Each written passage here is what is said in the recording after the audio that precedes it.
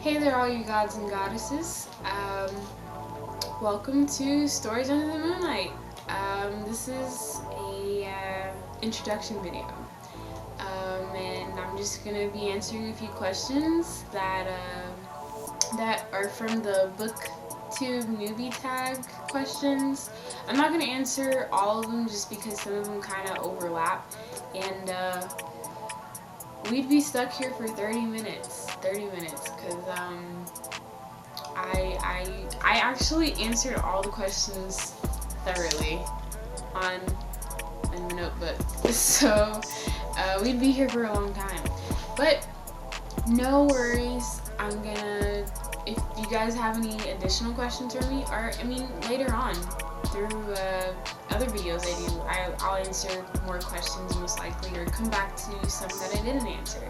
So we're just gonna stick with the main ones, the core, the juicy bits. The first one, why did you start this channel? So I started this channel just to meet new people. I don't really have a lot of friends that I can sit down and probably deep dive and analyze the Iliad or the Odyssey with. So it's like, I feel like this is an outlet for me to meet people that would sit down and talk about that for hours, or just have certain conversations. So, or just even maybe introduce people to it and get them interested and start having those conversations if they weren't having them before. So, meet new people, talk about books, obviously. That's pretty much why all booktubers start their channels. We want to talk about books, man. We want to talk about books. And learn from others. I want to learn from you guys. I will be looking at everything that you suggest, everything that you comment on, everything, just questions, because my main thing is I want to learn from you. What I value in life is learning from other people, their perspectives, their insight, their knowledge, their wisdom. I want it all. So that's why I started this channel. Why do I love to read? So, and it's been like this for me ever since I was a kid, but I like to read because it's a way out. It's an outlet, not that life is just, I can't stand reality, but people need a break from reality. People kind of just need to kind of just clock out for a little bit and then come back. So that's what reading is for me. That's what books are for me, is just kind of clocking out of reality and just kind of going to another world. And even though a lot of books, kind of hit close to home, or are very, familiar and realistic, it's still someone else's story, it's still someone else's life. So I can kind of see it through them. I'm living through them, I guess, in a way. So that's why I love reading. That's the core reason, the main reason. So, what book or series got you into reading? The first one was Narnia. Mom did bedtime story time, and Narnia was my favorite. I'd always ask her to read Narnia.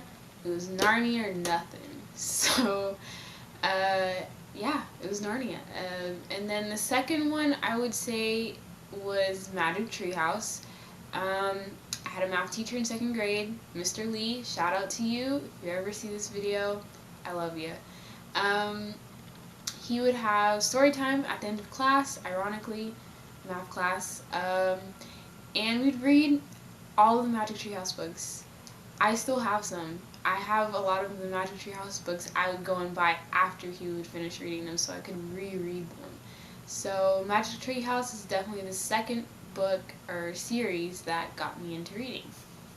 Um, let's see. Challenges I think I'll have with making this channel are probably just a few time constraints, just because I am in college still. So I'm a senior, so I'm almost done.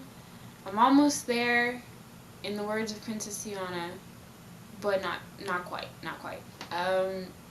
So I'll probably have a few time constraints when it comes to posting and uploading, but I will try my sheer hardest to get things up for you guys, and get things up for myself, because this is for me too. This is for all of us. This is for everybody. So yeah, school might get in the way sometimes. And then, where do you like to read? So, just today, I was outside in my backyard reading. I love sitting outside in the backyard. It's, I mean, when it's cooler, I mean, I'm in Texas, so it can get a little steamy outside and uncomfortable and humid. But when it's not, it's really nice, and it's the perfect spot to read, I feel like. And then pre-COVID, I would go to coffee shops a lot of the times and read and drink tea. Tea is my favorite drink. You're going to find out soon, real quick. I always have tea. I'm always going to have tea next to me. Tea and the Moonlight and books. So, I'd always go there and read. Usually, I mean, if it's a chill, quiet atmosphere with a cup of tea, I'm gonna like to read there. It's gonna be my reading spot. Period. Point blank. And then I read in my room, of course, in this very chair, in this very area. I like reading here as well. But you know, sometimes you gotta get out of your room, get in a different environment, atmosphere sometimes. So, yeah, those are a few places I like to read. What kind of books do you like to read? Okay, so the chunky question, the big question, the question that, well, I guess maybe not we've all been waiting for, but I've been waiting for. So fantasy is my first love. Okay, Narnia.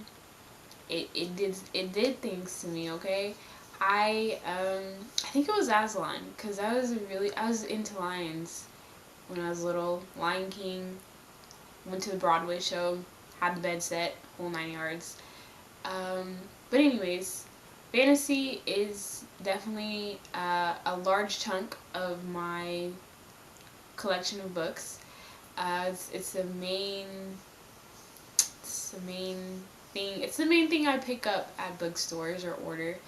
But I also love mysteries and thrillers, psychological thrillers, like things like Gone Girl or Sharp Objects by Gillian Flynn. So kind of things like that. That would be my second love. They're probably the second largest collection in my book pile.